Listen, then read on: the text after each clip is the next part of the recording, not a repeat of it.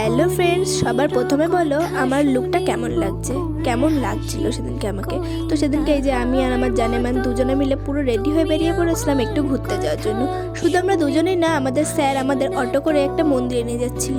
অনেকদিন ধরে স্যারকে বলছিলাম কোথাও একটা ঘুরতে নিয়ে যাওয়ার জন্য, তো স্যার আমাদের সবাইকে একসাথে অটো করে নিয়ে ঘুরতে নিয়ে যাচ্ছি। রাস্তায় যেতে যেতে গেট পড়েছিল, গেটটা ক্রস করে চলে এসেছিলাম আমরা এই মন্দিরটা। তোমরা যারা এই মন্দিরটা যেন অবশ্যই কমেন্ট করে জানিও। মন্দিরটা সত্যি খুব সুন্দর ছিল, ভীষণ শান্ত পরিবেশের ছিল।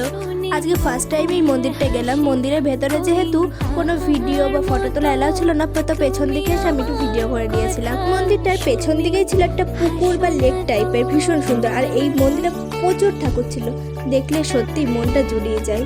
তো আমরা এখানে সবাই ইয়ার্কি আড্ডা করে মজা করে চলে এসেছিলাম মাঝের গ্রামে কালীমা গ্রামের মাকে দর্শন করে রওনা দিয়েছিলাম বাড়ির দিকে। তো বাড়িতে আস্তে আস্তে আমরা চা খাবো না হতে পারে, দেন রাস্তা থেকে একটু চা খেয়ে বাড়ি চলে এসেছিলাম।